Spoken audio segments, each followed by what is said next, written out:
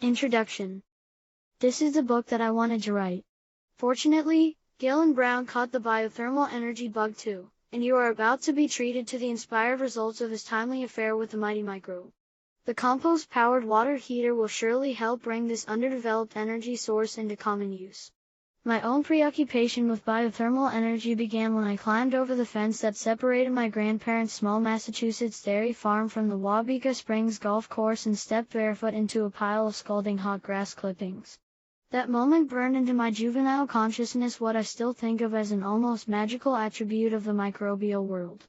Innovators the world over have worked with composted materials for eons to recover heat for human use. Rudimentary and yet very effective technologies like French hotbeds, for example, garden beds heated with horse manure, have been around for ages because they are effective. After the 3 Mile Island incident in 1979, many of us turn our attention to developing alternatives to nuclear and fossil-fueled energy, experimenting with options like hydronic heating of water using copper and black poly pipes in a pile of poultry manure and sawdust. Of the myriad ideas, one held special promise. It was the work of French biothermal pioneer Jean Pain. It is on his revolutionary work that many of us have based our own inquiries, and it is Pain's model, along with new innovations such as the isobar heat exchange method, that inform the compost-powered water heater. In recent years, biothermal systems have been constructed at public schools in Manhattan's Lower East Side, an urban farm at a women's shelter in Boston, at colleges and universities, on dairy farms and commercial composting sites in the US and Canada, and in many other settings in other parts of the world. Vermont, however, has become a biothermal hotspot. Here a unique blend of savvy farmers, seasoned composters, radical technologists, and creative northern hardy growers have spawned a host of projects employing a variety of old and new approaches to capture and use compost heat and CO2.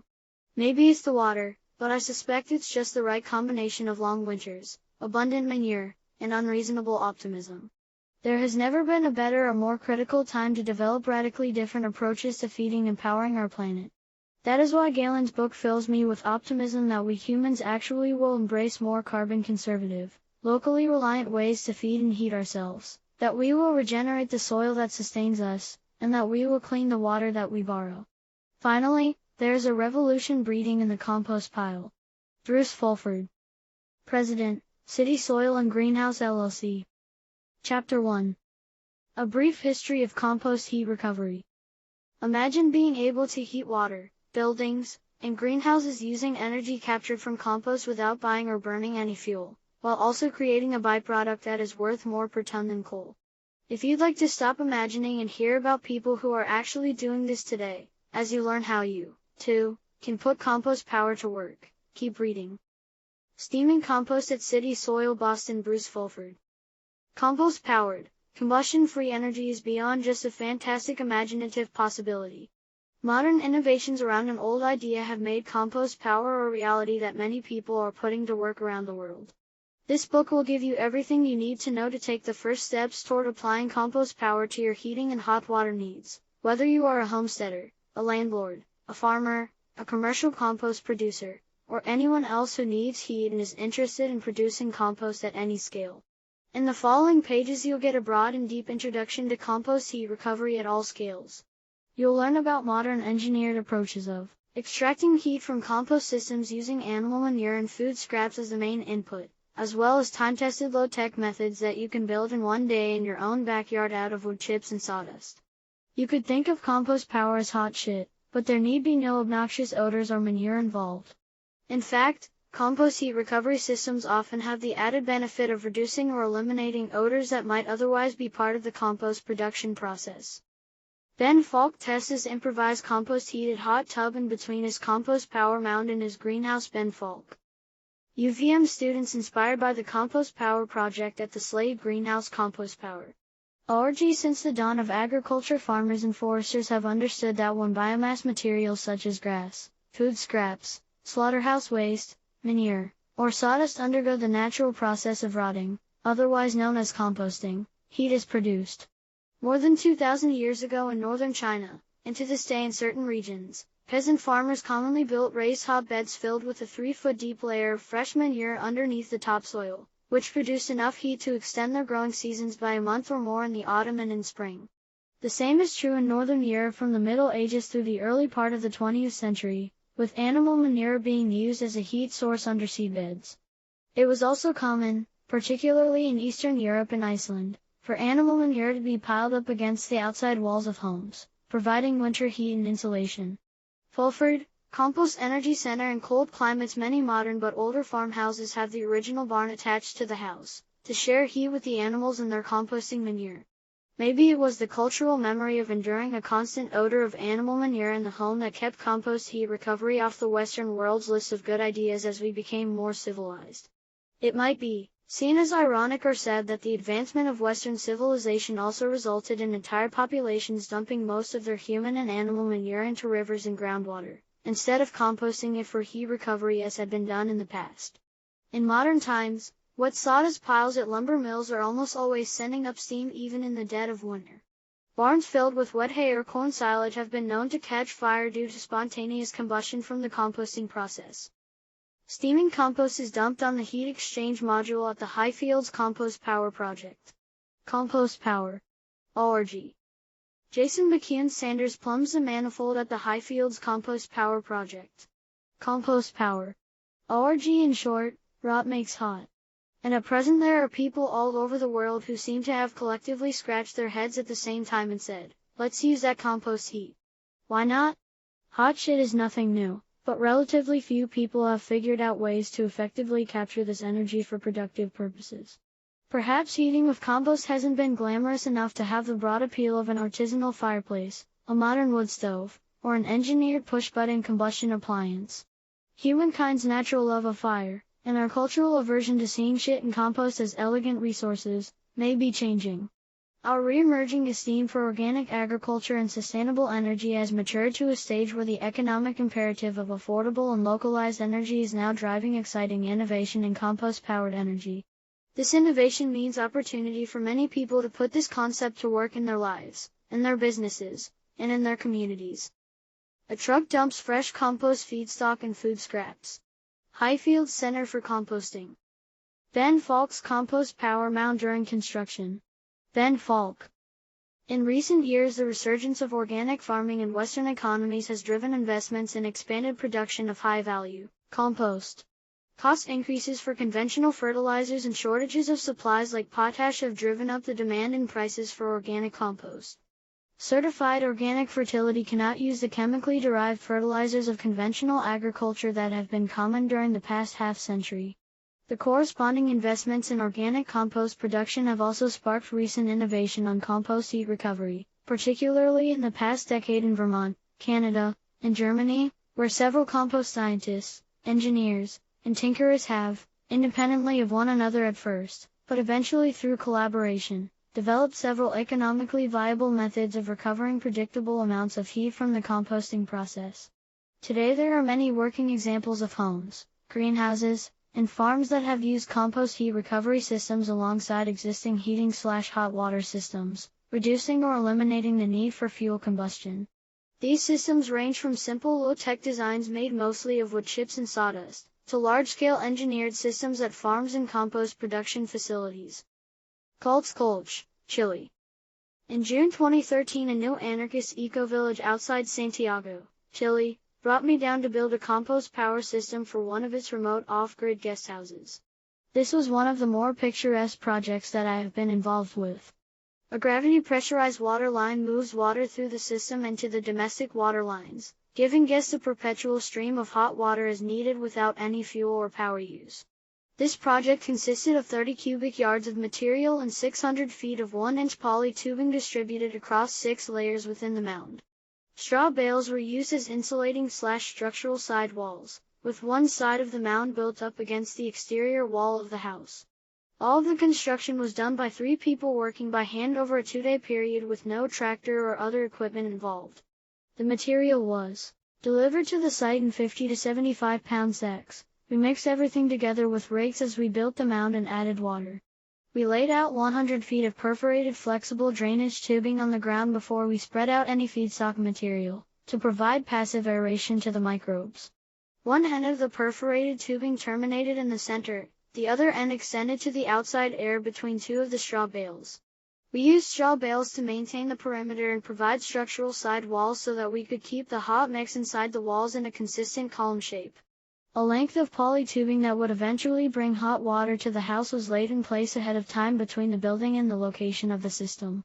The feedstock we used was 60% mill shavings of fresh pine, 30% sawdust, and 10% horse manure. We added a 24-inch layer of this on top of the perforated tubing, dumping, mixing, and spreading it around as we thoroughly soaked it with water. Then we coiled the first layer of heat exchange PEX tubing in concentric circles across the feedstock, spaced at 6 inches between each ring and 12 inches from the inner wall of straw bales. We got about 130 feet of tubing distributed. We spread a 10-inch layer of mixed feedstock on top of the PEX and soaked it with water. We repeated this process until we used up the material and the mound was about 6 feet tall. We laid out the second, third, and fourth layers of straw bales as we built up the mound. VkFuixByqc Chile is planning to integrate compost production and compost heat recovery into its overall business plan as part of the organic farm operations. The region is surrounded by farms, vineyards, and olive and citrus groves, with lots of market potential for organic compost in general. The community also sees compost-powered hot water as a great solution that members are hoping to incorporate into their own home design and construction plans. Due to the dry climate of Chile, the system dried out about 5 months after construction, and the temperatures dropped to 80 degrees Fahrenheit. Weekly maintenance of resoaking the mound with water resulted in temperatures coming back up to 110 degrees Fahrenheit and higher. The Finnish compost power project at an off-grid guesthouse at the anarchist eco-village of VkFuixByqc, Chile. Compost power. ORG. The first construction phase at VkFuixByqc. Compost power. ORG. Ken Carpenter of VkFuixByqc hauls a bag of wood chips to the project site. Compost power. ORG. Aeration tubing and insulating straw bales at the site. Compost power. ORG. Joe Uyet, inventor of the patented Isobar compost heat recovery system, inspects the air-tight slab composting building at Sunset View Farm in New York. AgroLab Technologies. I've been involved with compost-powered heating systems in dozens of states across the United States as well as Quebec, Ontario, Siberia, Norway, Chile, Argentina, and many other locales.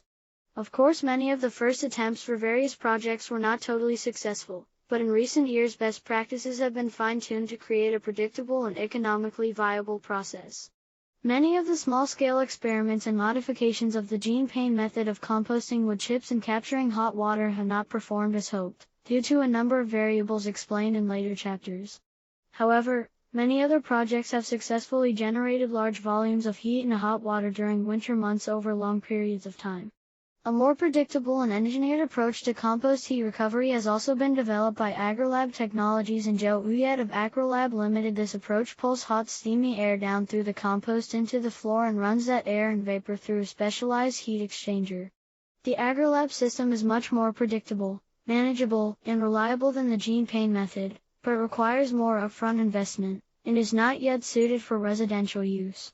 The AgroLab system in general pays for itself in less than 5 years and is ideal for commercial compost producers and farms with more than 100 cows with the equivalent amount of manure or other compost feedstocks such as food scraps and forest residues.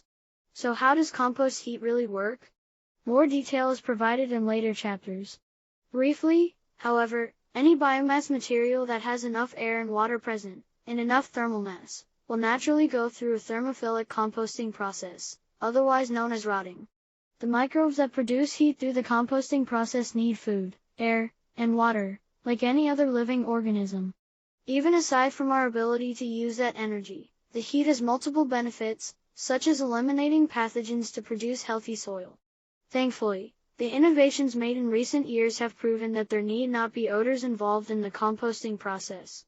In fact, heat recovery systems can reduce or eliminate odors from compost facilities. One of the most significant pioneers of compost energy systems in the recent past was researcher Gene Payne, who developed unique methods of compost production and energy capture at his organic farm in France in the 1970s. After years of research, this self-taught tinkerer unveiled methods of generating large amounts of 140 degrees Fahrenheit water and natural gas by using shredded brushwood as his only input. Gene Payne not only met all of his domestic hot water and space heating needs with compost, but also made enough natural gas to operate his farm equipment and vehicles, and generated all his own electricity from natural gas-powered generators.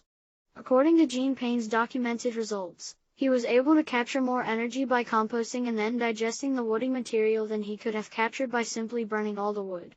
Many seemingly knowledgeable people, including college professors and engineers, have told me that this claim must be impossible, that there's only so much energy to be harnessed in a given mass of wood chips. The Compost Power Network's experiments have at least partially validated Gene Payne's claim in this regard. More research is underway, but in a nutshell, microbial respiration and digestion seem to be more energy-abundant processes than combustion. Microbes are more efficient at turning food into energy than is a wood stove. That should not be hard to believe, in my opinion. It could be said that Gene Payne's innovations collected dust throughout most of the 1980s and 90s after he died in 1981. During this period, a few research projects and educational programs were undertaken by the Gene Payne Institute, along with a handful of university research projects. There was a short list of pioneers who continued with compost heat experiments based on what they learned from people like Dan Knapp, author of a chapter on compost heating of greenhouses in the Solar Greenhouse book, Rodale Press, and Gene Payne. Bruce Fulford of the Compost Energy Center and New Alchemy Institute, NAI, and Carl Hammer of Vermont Compost, are two of the most notable individuals who kept the concept of compost heat recovery alive in the 1980s and 90s. The NAI built a winterized compost-heated greenhouse on Cape Cod, Massachusetts, in 1984. The north wall of the greenhouse had a built-in compost chamber that provided heat to the soil, enabling winter vegetable production without other forms of space heating. Fans were used to pull air down through the compost and through a biofilter, pumping hot CO2-rich air into the greenhouse. In the 1990s, Carl Hammer, founder and current owner of Vermont Compost, kept his greenhouses at a farm in upstate New York operating through the winter using the Gene Payne approach. But aside from a few university research projects and a few experimental projects by Bruce Fulford, the idea seemed to have been all but forgotten. Compost Power Hackers standing on top of a mound built at the author's house in 2009. Compost Power. Org. By the early 2000s, a handful of additional innovators and tinkerers, operating independently of one another for the most part, developed promising approaches and started to revive Gene Payne's legacy. These individuals eventually formed networks of permaculture practitioners, engineers, renewable energy experts, and compost scientists in Vermont through compostpower.org, Highfield Center for Composting, Yestermorrow Design/Build School, and AgriLab Technologies. In 2005-06, AgriLab Technologies installed its first compost heat recovery system using its patented isobar technology, at Diamond Hill Custom Heifers in Sheldon, Vermont. The system generated more than 200,000 BTUs per hour continuously, and the farm gained tens of thousands of dollars in compost sales annually. The system works by pulling air down into the floor of a compost production area, actively aerating the compost. This eliminates the need for stirring and tumbling of the material. The hot air is then run through a patented heat exchanger, producing steady volumes of 120 to 130 degrees Fahrenheit water. The first system was a success, but AgriLab had a slow first few years due to uncertain performance and cost factors. In 2009, the collaborations of several individuals in Vermont became more formalized through an open-source research project known as the Compost Power Network, compostpower.org. This network has built or assisted with dozens of demonstration systems across New England and beyond, including successful experiments at a monastery in Siberia, a system integrated into a greenhouse at the University of Vermont, UVM, a system heating a college dorm at Evergreen State College in Washington State, and a project at an eco-village near Santiago, Chile.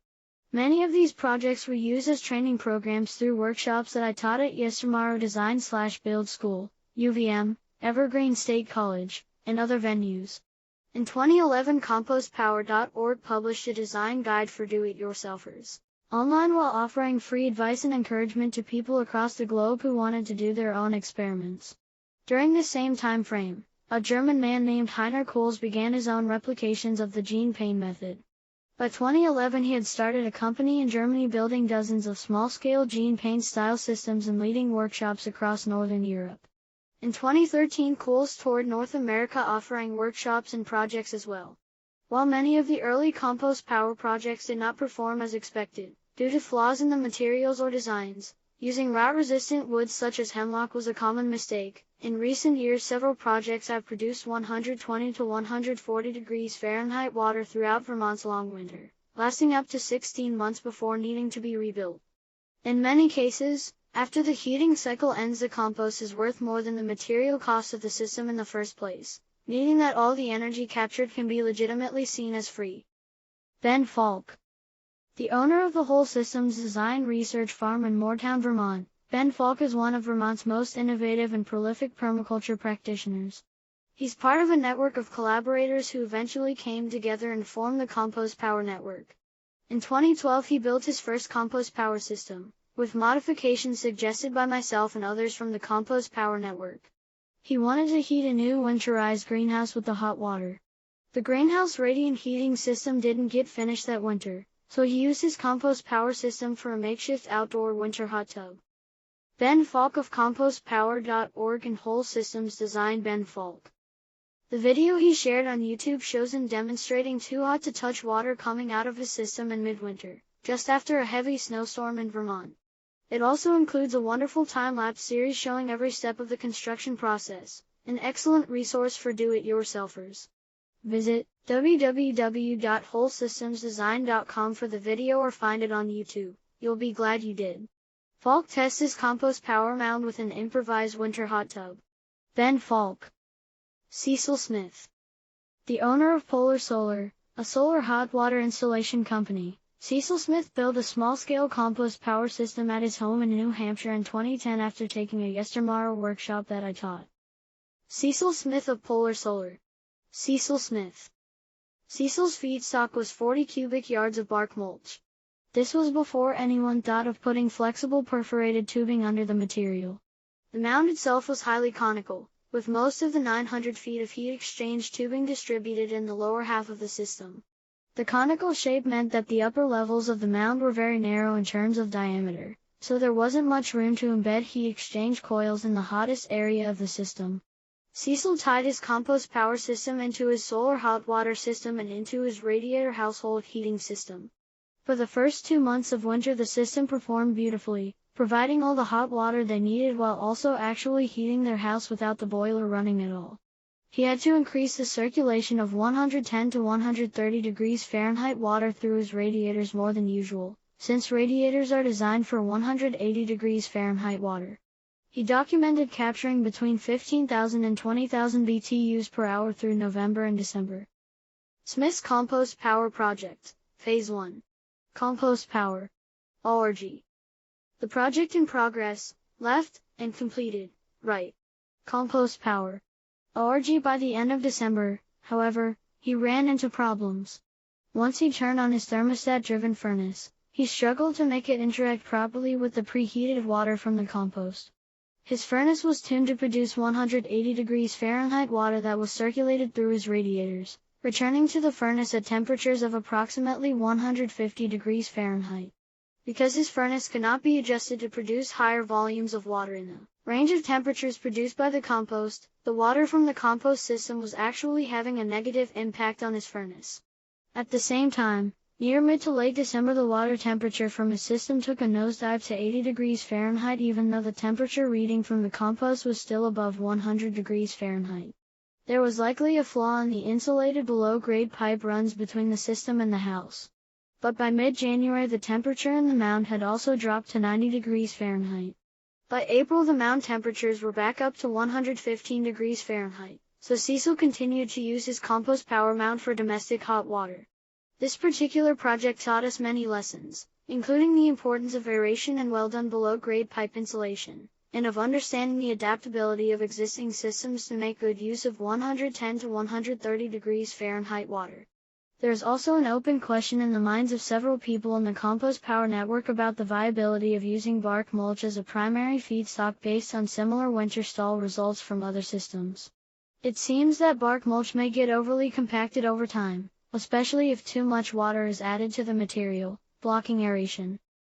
In 2012, Highfield Center for Composting, with support and collaboration from Bruce Fulford, Bill McKibben, Compost Power, AgriLab, and many other organizations, raised $40,000 in donations via Kickstarter campaign to fund the next wave of research. At the same time, UVM's Clean Energy Fund awarded $25,000 per year for 3 years of research and demonstrations on campus after Compost Power helped several enthusiastic students create a winning proposal. The first application of compost power at UVM was an attempt to heat the Slade greenhouse via a radiant floor heating system to keep it productive through the winter without fossil fuels. Conan Eaton proudly shows off his hot box of shit. Highfield Center for Composting. By 2013, CompostPower.org had assisted with dozens of projects around the world, and AgriLab Technologies had reorganized with new leadership and an expanded team of people from the Compost Power Network. As of this writing, AgriLab has designed and begun offering a containerized plug-and-play version of its system, including lease-to-own financing. This resurrection of Gene Payne's methods, along with the development of entirely new approaches like AgriLab's Isobar system, has created exciting new momentum. This momentum has also taken root across the globe, with many people learning from the open-source experiments of others, finding ways to capture heat from compost. It's an interesting coincidence that AgriLab Technologies and the tinkerers of Compost Power did their work independently in the early years, even though most of the people involved lived in Vermont. More recently, the collaborations became much more active.